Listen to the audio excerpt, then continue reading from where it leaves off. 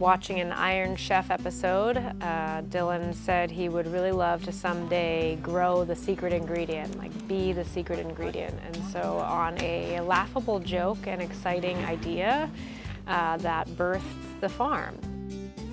Trish and I both worked restaurants, food and beverage.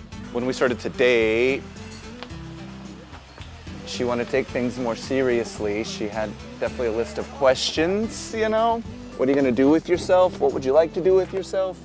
Where are you going? I was infatuated with Iron Chef when I was a kid. And the secret ingredient, of course, is kind of the main premise of Iron Chef.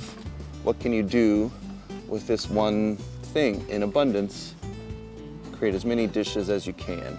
My grandfather had property, so I was fortunate to be able to get away and go to property and be a child and run around.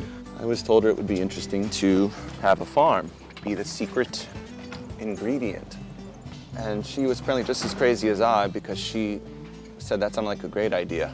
So somehow we started a journey into food, which we always lived food. We worked food, we ate food, and now we were gonna also grow the food, which seemed okay by me. I'm pretty infatuated with food. I eat it every day. We kept thinking, like, you can't keep having the secret ingredient be like pork, fish, chicken, or beef. We've got to like grow some really cool alternative items that are really kind of like a true secret ingredient. How do you grow something different and make it unique? So that's where we started.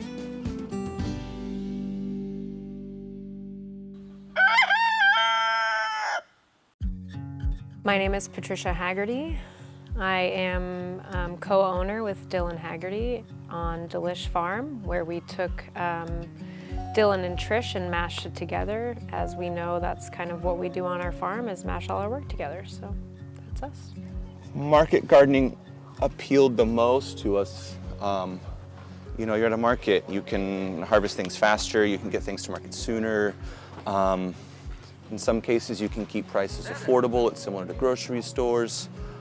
You don't have to compete heavily. Buyers, you know, ready to get the things and support local community.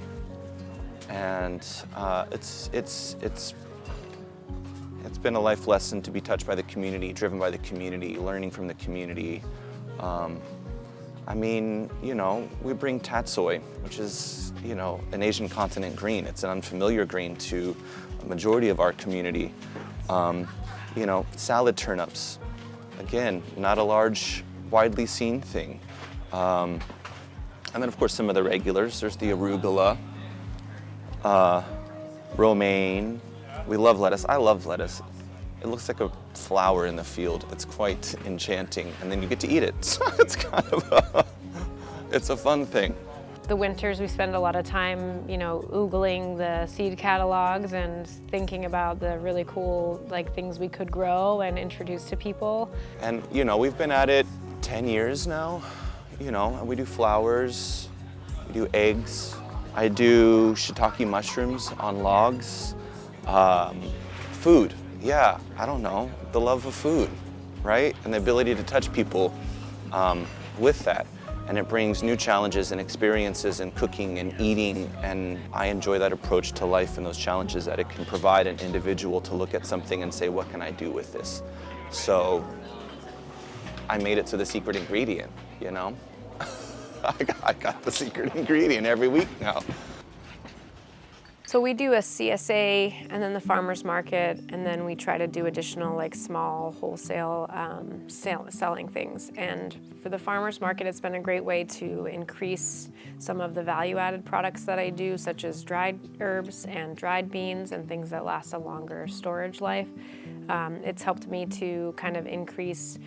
Like, I make the garlic wreath that I would not have made garlic wreaths for my CSA members, you know, and that's was my normal realm of customers. And so having the opportunity to bring that to the next level of things has really helped us grow into additional product items.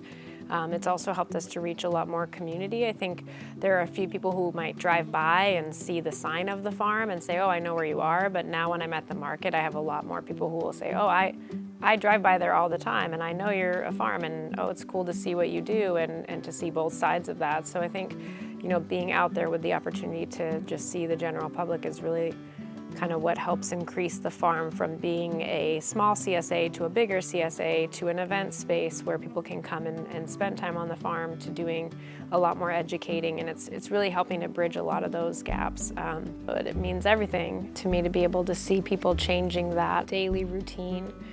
I know that the one thing that makes it really hard to be a farm is that people can have nutrient-dense food available to them, but convenience is always going to win that. So if it's not convenient for you to shop at a farm and it's too far out of the way, or you're not going to get enough things at that farm, then that can make it really hard for you to choose that. And so when people do come to a market and there's all these flowers and coffee and you've still chosen to get produce, I feel like that's a pretty big win for humanity.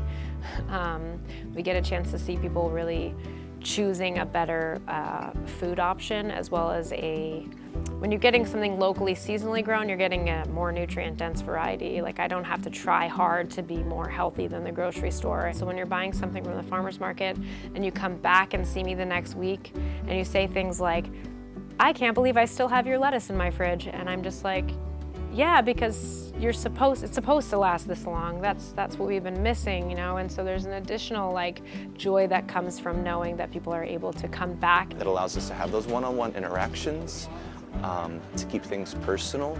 When people want to ask about the item they're buying and what they can do with it, they have that connection and that ability to ask us.